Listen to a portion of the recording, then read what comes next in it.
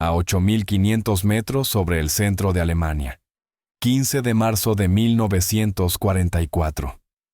La radio crepitaba con voces desesperadas llamando enemigos, órdenes de maniobra, reportes de posición fragmentados.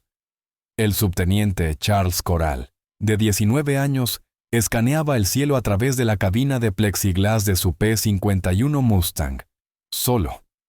Su compañero de ala había regresado sobre Bélgica con problemas de motor. La formación continuó sin él. En algún lugar adelante, la corriente de bombarderos estaba bajo ataque. La Luftwaffe había desplegado fuerzas importantes. Corral viró a la izquierda, ascendiendo, buscando cualquier elemento amigo al que unirse. Entonces los vio. 9 Focke-Wulf 190, ascendiendo de nuevo tras su primer pase sobre los bombarderos. Se reagrupaban preparándose para otro ataque. No lo habían visto. Él estaba posicionado 600 metros por encima, el sol a su espalda. Su velocidad aumentaba en un descenso poco pronunciado. Cada manual táctico, cada briefing, cada consejo de los veteranos decía lo mismo. Nunca combatir solo, pedir ayuda, esperar al compañero de ala, sobrevivir para luchar otro día. Pero abajo, hombres estaban muriendo. En los siguientes 47 segundos, tomaría una decisión que contradecía todo lo que le habían dicho esa mañana. Charles Corral había llegado al aeródromo 11 horas antes. Cabello rubio, rasgos suaves, un rostro que aún conservaba la redondez de la adolescencia. Las tripulaciones de tierra lo vieron y comenzaron a llamarlo cara de bebé. El comandante del escuadrón, un mayor con 3 años de experiencia en combate, negó con la cabeza al revisar el expediente de Corral. 19 años. 180 horas de vuelo militar total. 0 experiencia en combate. Lo asignó al vuelo de un capitán con instrucciones explícitas. Mantente en el ala de tu líder. Cierra la boca. Intenta no morir en tu primera misión. Los otros pilotos apenas lo reconocieron. Uno murmuró algo sobre enviar niños a hacer trabajo de hombres. Otro le dio una semana si tenía suerte. Corral entendió su escepticismo. Se veía exactamente como lo que era, un reemplazo recién llegado del entrenamiento en territorio estadounidense, sin ningún derecho en los cielos sobre Alemania, donde veteranos pilotos de la Luftwaffe, con 50, 100, 200 victorias cazaban cualquier cosa con insignias americanas. Pero lo que no podían ver tras su cara de bebé eran las 4.000 horas que había acumulado antes de unirse a la Fuerza Aérea del Ejército. Su padre era dueño de un pequeño aeródromo en Pensilvania.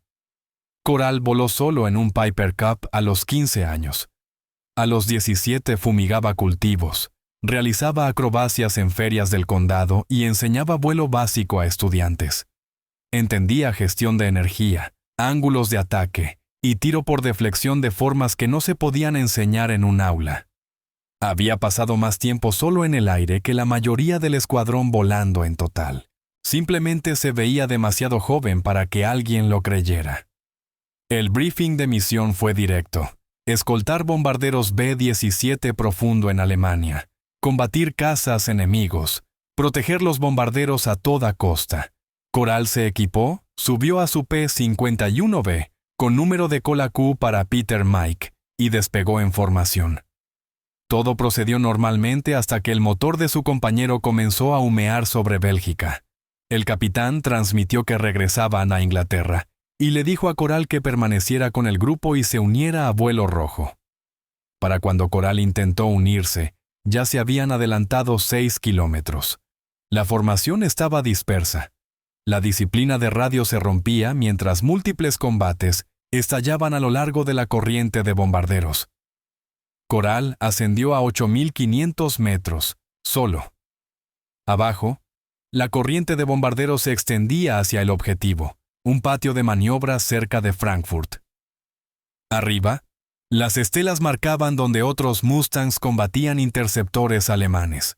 Directamente adelante, a 7.900 metros, 9 Focke-Wulf 190 se reagrupaban tras su pase sobre los bombarderos.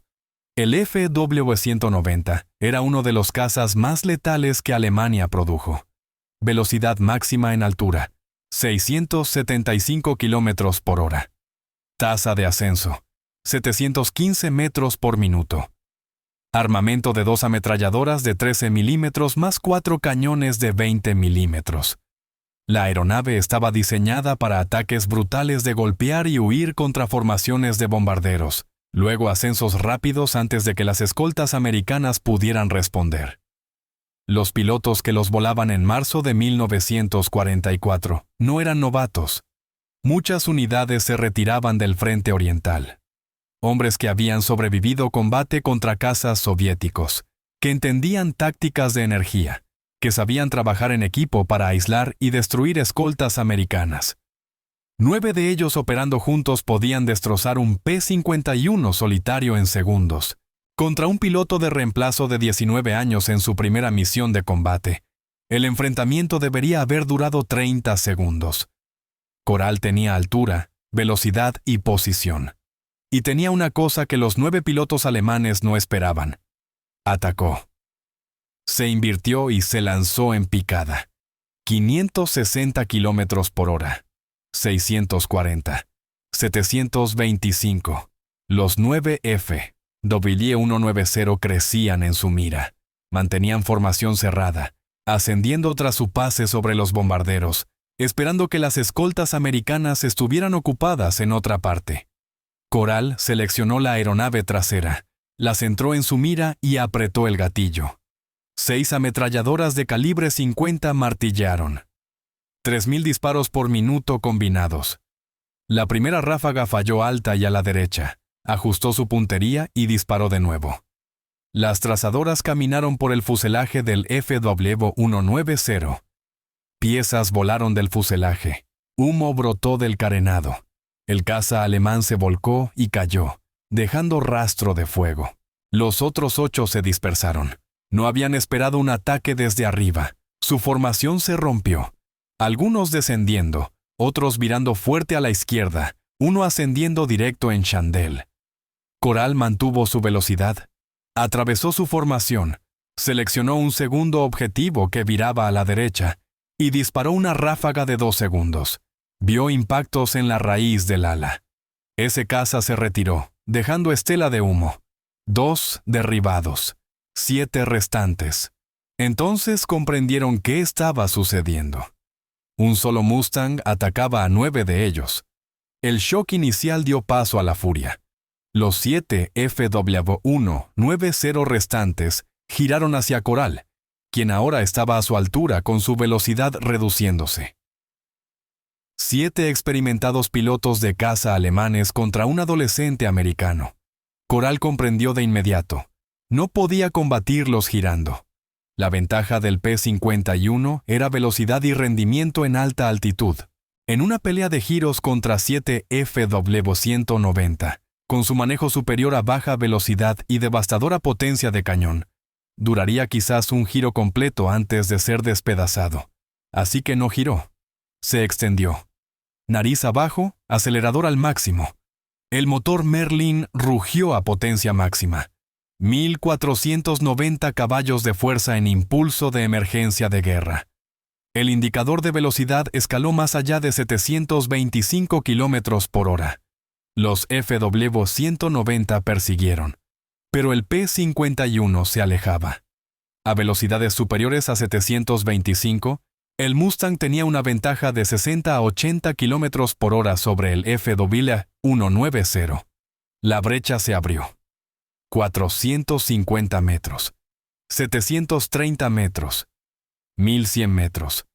Una vez que tuvo suficiente separación, aproximadamente 5 kilómetros, Coral tiró fuerte hacia arriba en un giro ascendente, sangrando su exceso de velocidad de regreso a altitud. Ascendió a 9.000 metros y miró atrás. Los 7 FW-190 se reagrupaban abajo a 8.200 metros, preparándose para reanudar su ataque sobre los bombarderos. Coral se invirtió y se lanzó de nuevo. Esta vez lo vieron venir, pero estaban comprometidos con su ataque. Retirarse significaba abandonar los bombarderos, su objetivo completo de misión. Coral seleccionó un tercer objetivo, disparó y falló. Ajustó y disparó de nuevo. Impactos en la sección de cola. El FW-190 se estremeció. Luego giró bruscamente fuera de control. 3 derribados. Los 6 restantes abandonaron su ataque a los bombarderos y giraron hacia Coral. Estaban furiosos ahora, determinados a matar a este americano solitario que seguía atacándolos. Pero Coral ya se extendía de nuevo, descendiendo, construyendo velocidad, poniendo distancia entre él y los cazas alemanes antes de que pudieran cerrar dentro del rango de cañón. Esta secuencia se repitió 3 veces más. Coral se extendía a alta velocidad, ascendía de regreso a altitud, se lanzaba sobre la formación de FW-190, disparaba una ráfaga, dañaba o destruía otra aeronave. Luego se extendía de nuevo antes de que los alemanes pudieran coordinar una respuesta efectiva. No era combate aéreo tradicional, era geometría y física. Gestión de velocidad. Usar el rendimiento superior del P-51 a alta velocidad para mantener la iniciativa. Dictar los términos del enfrentamiento. Nunca permitir que los FW-190 lo forzaran a su pelea preferida.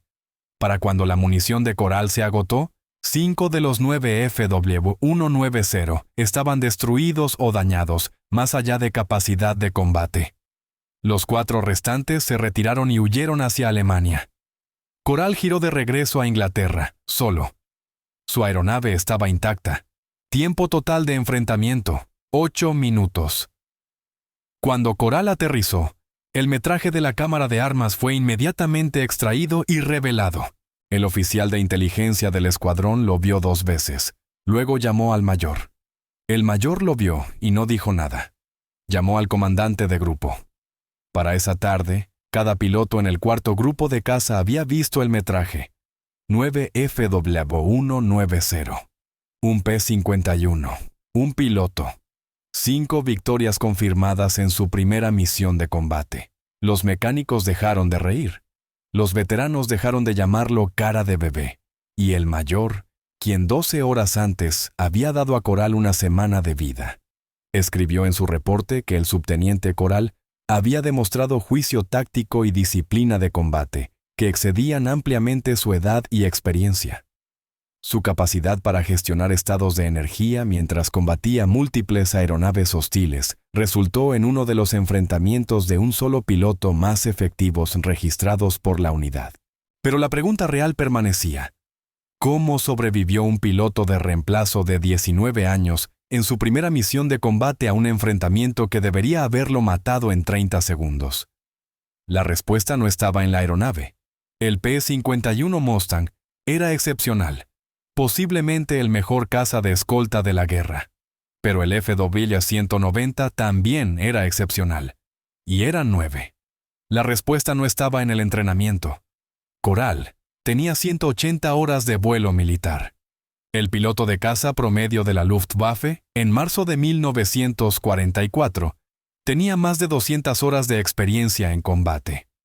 Algunos volaban desde 1940. La respuesta estaba en lo que los veteranos no habían reconocido al mirar la cara de bebé de Coral. Experiencia y confianza no son lo mismo. La confianza, del tipo que los veteranos tenían, se construía sobre éxito pasado, sobre combates aéreos ganados, enemigos matados, misiones sobrevividas. Se manifestaba como instintos, patrones, memoria muscular. Pero la confianza también podía crear rigidez. Los veteranos sabían la forma correcta de luchar, sabían qué funcionaba, sabían qué se suponía que sucediera. Cuando un piloto de reemplazo solitario atacó a 9 FW-190 en lugar de huir, la confianza de los alemanes se convirtió en confusión. ¿Por qué está atacando? Debería estar corriendo. Esto no tiene sentido. Durante segundos críticos, dudaron. Coral no tenía confianza construida sobre experiencia de combate. Tenía algo más valioso en ese momento: claridad. Vio la situación táctica sin el filtro de cómo se suponía que fuera. No pensó en lo que un piloto de reemplazo debería o no hacer. No se preocupó por reputación o expectativas. Vio ventaja de altitud, ventaja de velocidad, ventaja de sorpresa. Calculó ángulo de descenso, de flexión, gestión de energía, parámetros de extensión. Actuó. Sin vacilación. Sin cuestionar. Sin pensar en lo que los veteranos dirían si fallaba. Solo física, geometría y 4.000 horas de vuelo que le enseñaron a confiar en las capacidades de la aeronave más que en las opiniones de otros. Los veteranos le habían enseñado a permanecer con su compañero de ala y nunca combatir, solo porque esas reglas mantenían vivos a pilotos inexpertos. Pero Coral no era inexperto en volar, solo era inexperto en combate. Y en ese enfrentamiento específico, la habilidad de vuelo importó más que la experiencia de combate. Durante los siguientes 4 meses, Coral voló 73 misiones de combate más.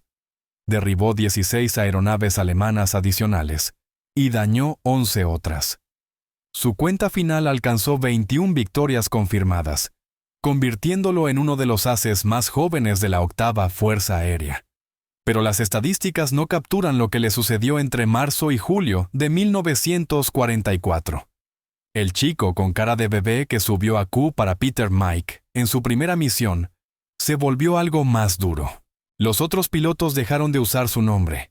Lo llamaban el chico o el silencioso, porque raramente hablaba fuera de los briefings de misión. Vio morir a amigos. El capitán cuyo motor había fallado en esa primera misión fue derribado sobre Francia en abril. Su paracaídas falló. El teniente que había dado a Coral una semana si tenía suerte, fue muerto por fuego antiaéreo sobre Berlín en mayo. Para junio, la mayoría del escuadrón que había burlado a Coral en su primer día se había ido. Transferidos, heridos, muertos, o en tierra con fatiga de combate. Los nuevos reemplazos que llegaban miraban a Coral, ahora de 20 años, con 21 victorias y la cruz de vuelo distinguido, de la misma manera que los veteranos lo habían mirado 4 meses antes. Veían un as, un matador, alguien que pertenecía. No veían las pesadillas, no veían el peso que cargaba, no veían los rostros en el metraje de la cámara de armas. No entendían que matar a 21 hombres no lo había hecho más fuerte. Lo había hecho más silencioso. Charles Coral sobrevivió la guerra. Regresó a Pensilvania en 1945. Se matriculó en la universidad e intentó construir una vida normal, pero nunca dejó de volar. Compró un Piper Cub, el mismo tipo en el que había aprendido de adolescente, y voló solo sobre los mismos campos donde había volado solo por primera vez a los 15. El cielo era el único lugar donde los recuerdos no lo seguían. En las décadas después de la guerra, Coral raramente habló sobre su servicio. No asistía a reuniones, no daba entrevistas. Cuando la gente se enteraba de que había sido un as, preguntaban cómo era ser un héroe. Les decía que no era como nada, era un trabajo, lo hizo porque necesitaba hacerse. Pero una vez, tarde en su vida, un joven piloto se le acercó en un espectáculo aéreo. El piloto estaba a punto de desplegarse al extranjero. Estaba nervioso. Le pidió consejo a Coral. Coral lo miró.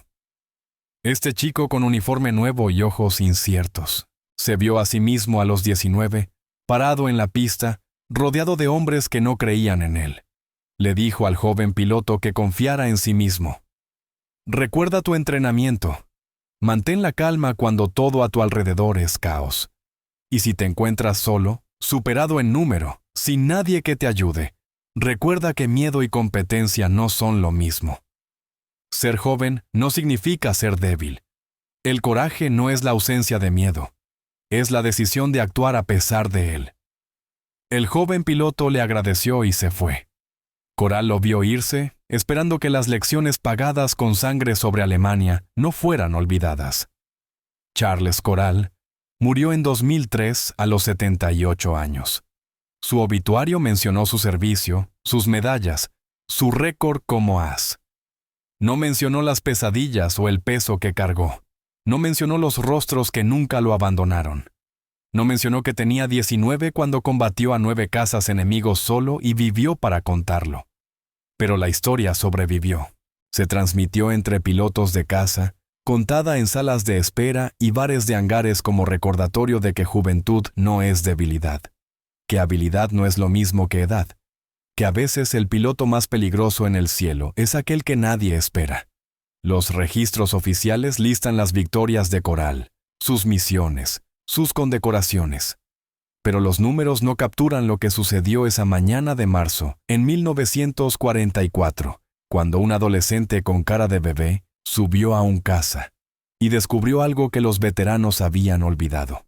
La competencia no requiere permiso. La guerra no se preocupa por antigüedad o experiencia. Solo le importa quién puede pensar más rápido, disparar más certero y sobrevivir más tiempo. Coral sobrevivió porque cuando todos vieron a un niño, él vio a un piloto.